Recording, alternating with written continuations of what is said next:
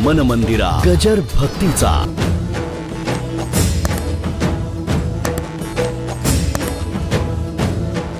कापड हातात घेतल्यावर बरं वाटतं ना, नाही का? आपल्या पाठीवरून कोणीतरी प्रेमाने हात फिरवला बरं वाटतं ना. आपल्याला मुलगा जवळ आला, त्याच्या गालावरून हात फिरवला, पापी घेतली, बरं वाटलं ना. आहे ना स्पर्शातलं सुख, का नाही म्हणता? अहो आपण सुद्धा आरशात बघतो, किती वर्ष बघतोय? दाढी बिडी केल्यावर उगीच असं बघतो. मी एकाला म्हटलं तोंड नीट करून बघ की, थोबाड वाकडं करून का बघतोयस? बघा माणसा, मग ते हे हा वोट वर करतील, हा वोट करतील. तर म्हणला गप्प बसाना, मला माझा आनंद मिळतोय ना. बरं बाबा, काय स्पर्श. हां, आपलं मूल आपल्या मांडीवर झोपलंय, त्याला थोपटताना काय बरं वाटतं, त्याच्या अंगावरून का. अहो स्पर्शाविषय हा लक्षात ठेवा. हां, शब्द, स्पर्श, रूप, रस, त्याच्याबद्दल आता काय सांगू. नुसतं गाडी येताना रस्त्याने, आमचे ते रस्त्याने गाडी येते बघा, तिथे तो पूल आहे ना कोटचा तरी, म्हात्रे पूल का काहीतरी, आमच्या गाडीतली माणसं रोज वाचत असतात कोथिंबिरी वडी.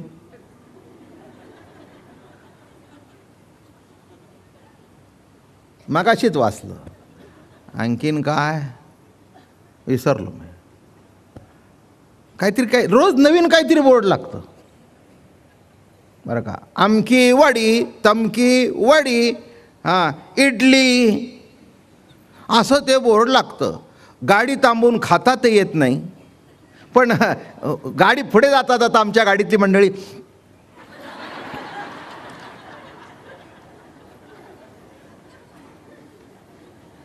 मग त्याच्या पुढे चर्चा सुरू होते. आपण घरात जी करतो ती चिरून करतो, हे थापून करतात.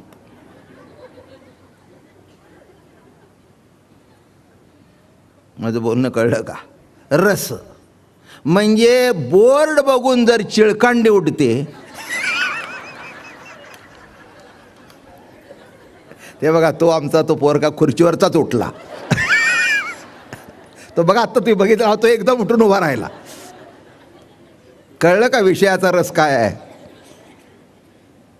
काय प्रवचनात जर नुसतं बायकोने सांगितलं कानात, आज तुमच्या आवडीच्या हळूहळू ऐकल्या, हळूहळू, तो बघा त्याचं अख्खं प्रवचन असंच करील.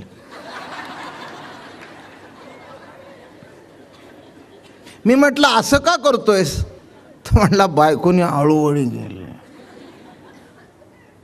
कळलं का? मी एक तुम्हाला सांगतो, सर्व विषयामध्ये कठीण असेल तर हे आहे बघा. पुढचं मी बोलत नाही. रसना नावरे तुका म्हणे, समजून घ्या. पुढचं मी बोलत हो. माणसाला किती तुम्ही सांगा खाऊ नका, की त्याला अरे काय एकादशी असू दे, नाहीतर गुरुजी श्रावणातला पवित्र सोमवार असू दे. अलीकडची ती पद्धत बंद झाली. पूर्वी फार मला आवडायची बरं का. ते असं अगदी हॉटेलच्या तोंडावरच ती कढई आणि कांद्याची भजी. ओ हो हो हो हो हो. त्याला कालच नाव कोणीतरी सांगितलं, खेकडा भजी. म्हणजे हे काल माझ्या कोणीतरी सांगितलं, माझ्या काल ज्ञानात एवढ्या वर्षांनी भर पडली. आम्ही आपले ती कडक होते, म्हणले खेकडा भजी. तुम्हाला काय सांगू, ते असं चोळून टाकताना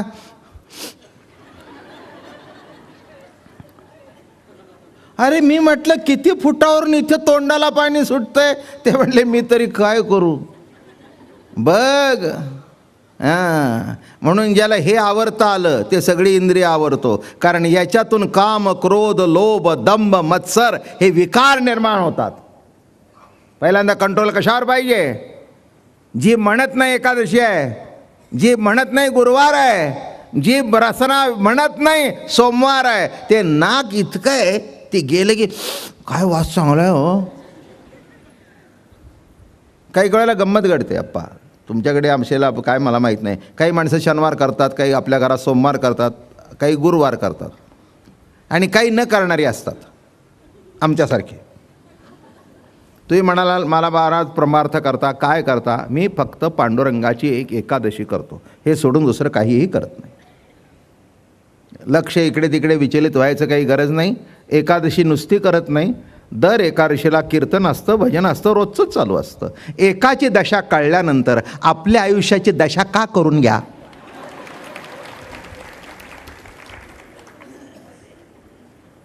नाही का? एकादशी शब्दाचा अर्थ जीवनामध्ये दशा कुणाची आहे? एकाची आहे. आणि एकाची दशा आहे हे जर कळलं नाही तर त्याच्या इतकी दुसरी दशा दशा होऊन जाते. दशा का होऊन जाते तर दिशाहून हीन होतो. तो दिशाहीन केव्हा येतो? जेव्हा बुद्धी फिरते तेव्हा. प्रवचन मुद्द्याला धरूनच आहे. काय दिशाहीन केव्हा होतो? म्हणून इथे काय लिहिलंय? निजबुद्धी घेऊन याती शेखी लागले विषय स्वार्थी. बघा, याच्यातला म्हणण्याचा अर्थ असा आहे, एकाची बुद्धी अति चोखडी, वेदशास्त्री उत्पत्ती गाडी, ते अभिमाने कडोविकडी ठकले पडिपाडे ज्ञान गर्वे. वरच्या ओळीचा अर्थ असा आहे, कर्मकांडाच्या माध्यमातून यज्ञ करतायत, याग करतायत. कशा करता करतायत? याज्ञिक आहेत, यज्ञ याग करतायत. पण यज्ञ कशा करता करतोय? स्वर्गाच्या प्राप्ती करता. स्पष्ट ज्ञानेश्वरीत लिहिलंय. ज्ञानेश्वरी फार सुंदर लिहिते. त्याने 2 भाग पाडले. परवाई ओवी सांगितली होती, पुण्यात्मक पाप, पापात्मक पाप, आणि मला येऊन पोचतो तो शुद्ध पाप. म्हणून ज्ञानेश्वर महाराजांनी ठासून लिहिलं, स्वर्ग नरक या वाटा चोराची या, ऐसे दीक्षित जे सोमपप, आपणची यज्ञाचे स्वरूप. यज्ञामध्ये सोमरस असतो. सोम म्हणजे दारू. तो यज्ञाचा प्रसाद म्हणून सेवन करायचा असतो, पण त्याच्यात ते आहे. ज्ञानेश्वर महाराजांनी, आता तुम्ही म्हणाला आता आम्ही रोजच यज्ञ करू,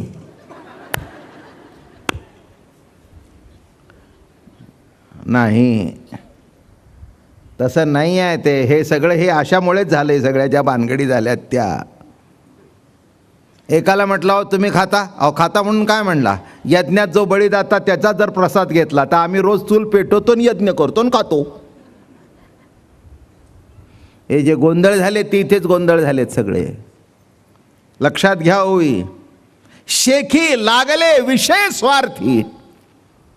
हुशार बुद्धी यज्ञ याग करू लागले, पण यज्ञ याग करून सुद्धा बघा, निळोबारायांनी लिहिलंय, यज्ञ यागे स्वर्ग भोग आड येती.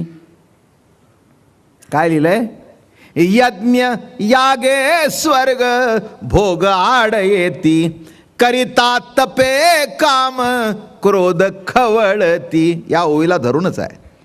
करिता तपे काम क्रोध खवळती, नित्यानित्य ज्ञाने अभिमान वाढती, करिता तीर्थाटणे अहंकाराची प्राप्ती हो, धन्य ही आनंदाची सापडली वेळ. पुढचा आहे का?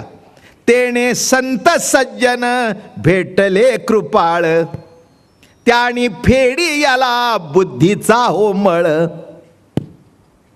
हे बुद्धीवर चढलेला मळ आहे. त्याने फेडी याला बुद्धीचा हो मळ. काय केलं? दृष्टी दाखविला यशोदेचा बाळ हो, धन्य ही आनंदाची सापडली वेळ. म्हणून लक्षात ठेवा, सध्याच्या काळाकरता यज्ञ याग कालबाह्य झालेले आहेत. आपलं सामान्य छोटं छोटं आपण करतो, हा भाग निराळा. पण ते या कालाकरता ओवी सांगतो, कृतयोगी शमदमादी साधने, त्रेतायोगी अगमोक्त पूजन, तंत्रविधान विधियुक्त, या परी त्रियुगी जना परमसंकट साधना.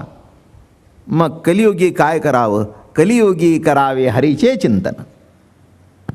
न लगे योग याग त्याग दान, काय सांगतायत? कलियुगामध्ये न लगे योग याग त्याग दान निर्लज्ज करिता हरी कीर्तन चारी मुक्ती चरणवंदिती. म्हणून काय करतो? यज्ञ करतो, सगळं पाठांतर करतो. अरे पण एवढं करून एक यज्ञ केला नाही, 100 केले. 100 यज्ञाच्या माध्यमातून काय मिळालं? स्वर्ग. स्वर्गाला काय गेल्यानंतर मिळालं? पहिल्या इंद्राची बायको. काय फलश्रुती. म्हणून ज्ञानेश्वर महाराजांनी स्पष्ट लिहिलं, स्वर्ग नरक या वाटा चोराचिया. ज्ञानेश्वर महाराजासारखा आध्यात्मिक क्षेत्रामध्ये क्रांतिकारक दुसरा झाला नाही. अहो हे त्या काळी बोलायचे आप्पा. आताचा काळ निराळा आहे. Freedom of speech. वाटेल ते जण वाटेल त्याला बोलतो, बरं का? हो. आणि त्या काळामध्ये स्वर्ग नरक या वाटा चोराचिया हे स्पष्ट लिहून ठेवावं. हे केवढी ताकद आहे त्यांच्यात, पावर होती. कारण त्यांना माहिती होतं माणसं बुद्धी इकडे खर्च करशील. अरे बुद्धी दिली आहे ना, ती बुद्धी चांगल्या करता खर्च कर. बॉम्ब करण्याकरता खर्च करतोयस, त्यापेक्षा जगाच्या कल्याणाकरता कर. एक सांगतो तुम्हाला, आईन्स्टाईननी वगैरे जी मंडळी होती त्यांनी अणूचा शोध लावला. पुष्कळ राजकारण आहे त्याच्यामध्ये. हे सगळे सायंटिस्ट या राजकीय मंडळीने ताब्यात घेतले. अमेरिका, रशिया, वाटणी झाली आणि त्यांना अणुबॉम्ब करायला लावले, अशा गोळ्या लावून. आणि जेव्हा नाकासाकी हिरोशिमावर पहिला बॉम्ब पडला, आईन्स्टाईन म्हणाला, चुकलं माझं, मला माहिती नव्हतं. मी अणुचा शोध लावला तो जगाच्या कल्याणाकरता. एवढी मोठी शक्ती खर्च करण्यापेक्षा एक अणुतली शक्ती खर्च करावी आणि जगाला उत्तम पॉवर द्यावी, उत्तम ताकद द्यावी, उत्तम शक्ती द्यावी. मला माहिती नव्हतं. पण त्याला हे माहिती नव्हतं की ज्ञान असावं पण ते ज्ञानाच्या हातात, ज्ञान असावं ते मूर्खाच्या हातात जाऊ नये. माझं बोलणं कळलं का? हो. घरात पिस्तूल असावं पण एक लहान पोर मूर्ख आहे त्याच्या हातात जाऊ नये, किंवा वेड्याच्या हातात देऊ नये. वेड्याच्या हातात दिलं तर कोणालाही गोळ्या घालील. तसं ज्ञान सुद्धा अज्ञानी माणसाच्या हातात गेल्यानंतर, ज्ञान म्हणजे बुद्धी, अज्ञान म्हणजे दुर्बुद्धी. काय कुणाच्या हातात जावं? नाही का? गॅस सुद्धा आपल्याकडे आता वळण पडलं. पूर्वी जेव्हा आणले ना तेव्हा हे पेटवायचं आणि विजवायचं हे काही भाग नव्हता. ते वास त्याच्याकरता ठेवला आहे. वास सुटला की कळतं, वास गॅस राहायला बघा.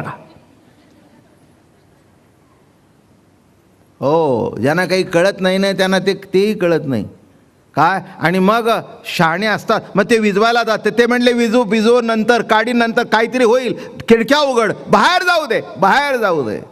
माझं बोलणं कळलं का? ज्ञान सुद्धा. मग त्याला विचारलं की पुढच्या जन्मी तुम्ही कोण व्हाल? अहो एवढा मान मिळाला तुम्हाला, जग थरारतंय तुमच्या नावाने. पुढच्या जन्मी कोण व्हाल? ते म्हणले प्लंबर होईन. ते म्हणले का? त्याचं उत्तर एक आहे, म्हणले निदान नळाचं पाणी जोडून तरी घरात पोचवीन. हे तोंडचं पाणी काढलं. माझं बोलणं कळलं का? एक बॉम्ब टाकला आणि लाखो माणसं नाकासाकी हिरोशिमावर गेले. आणि अजून त्यातली जे काही वाईट घडलं म्हणजे शारीरिक दुर्बलता ती अजून आहे. विचार करा मी कशा करता सांगतोय.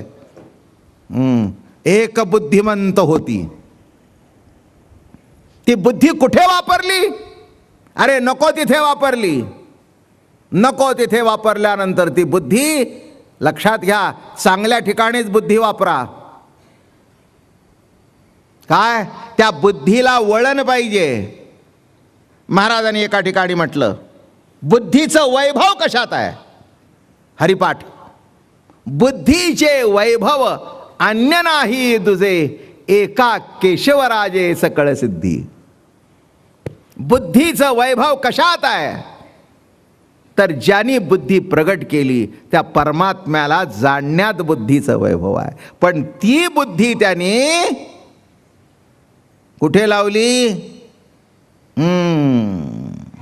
गोदरेजच्या चावीच्या कारखान्यात नोकरीला लागला. चाव्या करायच्या कशा शिकल्या? तिजोरी शिकला. मग त्याला काय, महिन्याला फार तर फार 10,000. दुसरं 2 जण भेटले. ते म्हणले काय तुला चाव्या कशाच्या माहिती आहेत ना, चल ना आपण हाच धंदा करू. आपल्याकडे लिस्ट आहे कोणाकोणाला तिजोऱ्या दिल्यात. तिथे जाऊन महिन्याला 10,000 घेण्यापेक्षा लाखो रुपये. माझं म्हणणं कळलं का? जी बुद्धी चांगली होती ती बुद्धी वाईटाकडे वापरल्यानंतर संपलं. लक्षात घ्या, देवाने आपल्याला बुद्धी चांगली दिलेली आहे. घरात सुद्धा चांगली माणसं असेल तर संसार टिकतो. दुर्बुद्धी सुचली तर संसार फुटायला 1 दिवस लागत नाही. त्याच्याकरता घरात येणारी मुलगी चांगली असावी लागते. सून चांगली मिळणं हे घराचं भाग्य असतं आणि सुनेला सासूनी चांगलं वागवणं हे सासूचं कर्तव्य असतं. कारण ही 2 जोडी जर नीट असेल तर घर नीट चालतं. एकीला जर त्यातल्या दुर्बुद्धी सुचली तर सासऱ्याचा नवऱ्याचा एक सँडविच मधला टामेटो आणि दुसरा सँडविच मधला बटाटा. एक स्लाईक सासू, दुसरी स्लाईक सून. वाटोळ त्या नवऱ्याचं. जरा थोडंसं बायकोच्या बाजूने बैलबुद्धी आहे. जरा थोडं ऐकलं की, तिचं ऐकलं की तिचंच जर ऐकायचं होतं तर मला कशाला करून आणलं. जा वाटोळ वाटोळ वाटोळ. अवघड आहे बाबा. त्राहे त्राहे त्राहे सोडवी अनंता.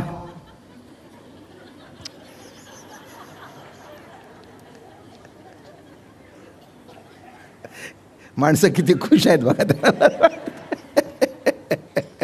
माझा अभंग नाही, तुकाराम महाराजांचा आहे. त्राहे त्राहे त्राहे सोडवी अनंता, देहाचा विसर पाडी माझ्या. या देहाचा विसर पाड म्हणजे पांडुरंगा ही भानगडच नाही.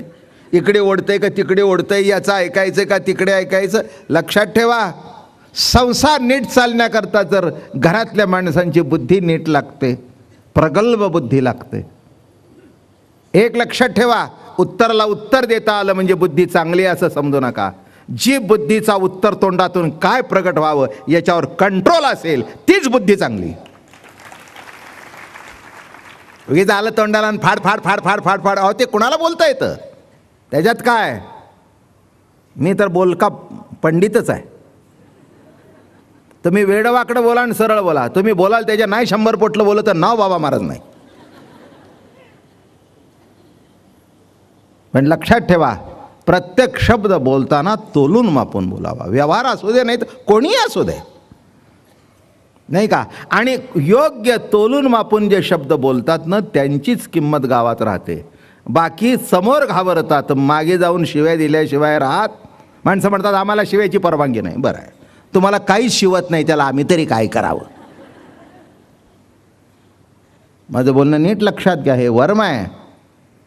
हे बघा, गुरुजी सुचणं ही देवाची ठीक आहे, पण सुचलेलं काय बाहेर टाकावं याच्याकरता बुद्धी आहे. याच्याकरता बुद्धी दिलेली आहे. उगीच काही आपलं कुणालाही काही बोलत बसलं जमत नसतं तसं. बुद्धीचा कंट्रोल पाहिजे, अंकुश पाहिजे. बरं का, एवढा मोठा हत्ती पण अंकुश. बरं का, त्या हत्तीला असा अंकुश दाखवला खाली बघतो, तसं बुद्धीवर कंट्रोल पाहिजे. कंट्रोल नसलेली बुद्धी कुठेही जाते, काही करते आणि एक दिवस खड्ड्यात पडल्याशिवाय राहत नाही. एक बुद्धिमंत होती, निजबुद्धी घेऊन हाती निघाले यज्ञ यागाकडे. ती बुद्धी संपली म्हणून समजावी. पुष्कळ ओव्या आहेत आणि मी सांगणार आहे तुम्हाला. हे ऐकलं पाहिजे. प्रवचन बंद करण्यापूर्वी एकच शब्द सांगतो शेवटचा. बुद्धी म्हणजे काय? जी ग्राह्य त्याज्य करते ती बुद्धी. आता बोलणं कळलं? संकल्प विकल्प करत ते मन. वाया मन हे नाव, एरवी कल्पनाची सावयव. वाया मन हे नाव, उगीच मन म्हटलंय त्याला, पण ही कल्पना म्हणजेच मन. तसं बुद्धी म्हणजे काय? काय बुद्धी म्हणजे? मगाशीच सांगायचा विषय सुरुवात केली आहे. हात म्हणजे काय? पाय म्हणजे काय? जे चालतात ते पाय, जे चालण्याकरता तुम्हाला मदत करतात ते पाय. तोंड म्हणजे काय? जे बोलण्याकरता मदत करतात ते काय? खाण्याकरता जे आतमध्ये ढकललं जातं ते. जीभ म्हणजे काय? जिच्यावर एक ठेम ठेवल्याबरोबर सांगते खारट झालंय.